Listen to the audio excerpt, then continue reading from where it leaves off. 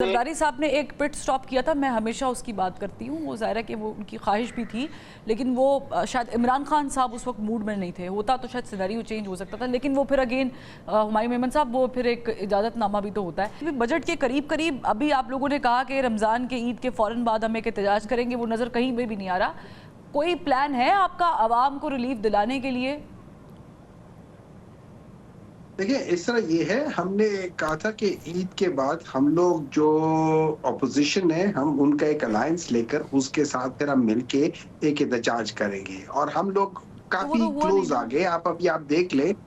अच्छा। नहीं, अभी हुआ नहीं, हो रहा है। अभी अभी अभी उसका कोई रिज़ल्ट नहीं है। 19 और 20 को जेयूआई उसके बाद करेगी और खान साहब ने भी अभी जेल से उन्होंने कह दिया है कि जो जितने भी जो उनके साथ ऑपोज़िशन की जमातें, उनके साथ आप अपने राब्ते जो है ना वो फाइनलाइज़ करें, अच्छा। ताकि फिर हम उसके बाद वो करें। तो I am sure another 2-3-4 days इसके ऊपर काफ़ी ज़्यादा चीज़ें हो जाएँगी। लेकिन लेकिन देखिए, मैं एक व्हेन बात वी लुक बता एट देता दी हूँ, सिंपल सी स्टेटमेंट, बात। शायद खाका नवाज़ी साहब कोई बात कर रहे हैं, मुस्तफ़ा नवाज़ खोखर साहब आपसे डिसेंट कर रहे हैं, पाकिस्तान तहरीक इंसाफ का एक अपना बयानिया है, कायद को बचाना है।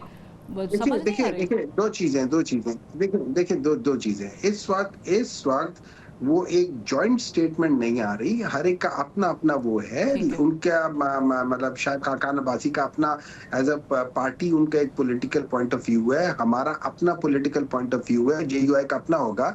लेकिन once we come into an agreement, हम सब लोगों का जो एक कॉज़ है, जो मेन चीज़ है, वो जिसमें फ्री, फेयर, ट्रांसपेरेंट इलेक्शंस और कॉन्स्टिट्यूशन की बालादस्ती। ठीक। इन 2 चीज़ों को लेकर हम सारे इकट्ठे होंगे। बाकी हम लोगों का अपना-अपना डिफरेंट स्टांस रहेगा। सो इन ठीक। अदर वर्ड्स, हम लोग सिर्फ़ 1 या 2 पॉइंट एजेंडा पे सारे इकट्ठे हो रहे हैं, लेकिन उसके अलावा हम लोगों के अपने-अपने पॉइंट ऑफ व्यू रहेंगे। ठीक। लेकिन देखिए, इम्पोर्टेंट बात ये है, मैं आपको थोड़ा-सा क्लियर कर देता हूँ। ये जो कह रहे हैं ना कि प्रेज़िडेंट साहब के ने ब वो उन्होंने करना है, ऐसा नहीं होता।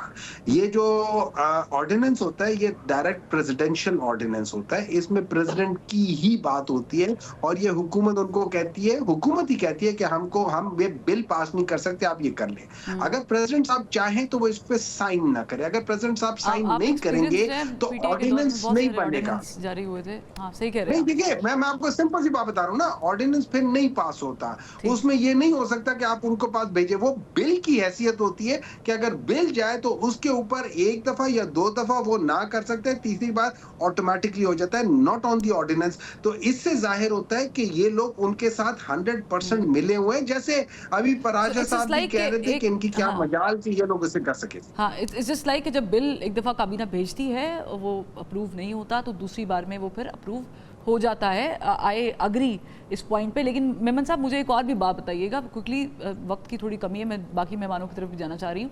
माइंस एंड मिनरल्स, ये इतना पोलिटिसाइज आप लोगों ने क्यों कर दिया है? क्या वाकई उम्मीद है कि इसके बदले खान साहब की रिहाई का परवाना मिल देखिए, जाएगा? इस तरह नहीं, नहीं, इसके 2 चीज़ें। हम तो ये समझ रहे हैं कि ये एक किस्म का कहा जा रहा है, वो किसी मतलब ये इंटरनेशनल हम्म। कंपनीज़ को किया जा रहा है कि भई हम आपको ये करा देंगे, आप ये ना करने देना। लेकिन इम्पोर्टेंट बात ये, उसमें 2-3 चीज़ें हैं। देखिए, इसमें कुछ चीज़ें जो है वो क्लियर हो रही हैं, लेकिन इसमें फॉर एग्ज़ाम्पल उसमें ये कहा जा रहा है कि जो भी एक बिडर भी आ सकता है खाली, या लेट्स सपोज़ अगर कोई आएगा तो उसके अंदर आपको नहीं पता कि रॉयल्टी का क्या होगा, उसमें नहीं पता कि आपकी जॉब कोटा क्या होगा, उसमें नहीं पता कि आपको वो ट्रांसफर ऑफ वो क्या कह सकते हैं उसे, जो हम्म। टेक्नोलॉजी है वो होगा नहीं होगा। बहुत सारी चीज़ें इसमें इब्हाम है और उसमें चीज़ें हैं। तो इसका बेहतर तरीका ये है कि इसके ऊपर डिस्कशंस होनी चाहिए और मैं ये हम्म। समझता हूँ कि ये 2-3 जो बड़े लीडर हैं, जिसमें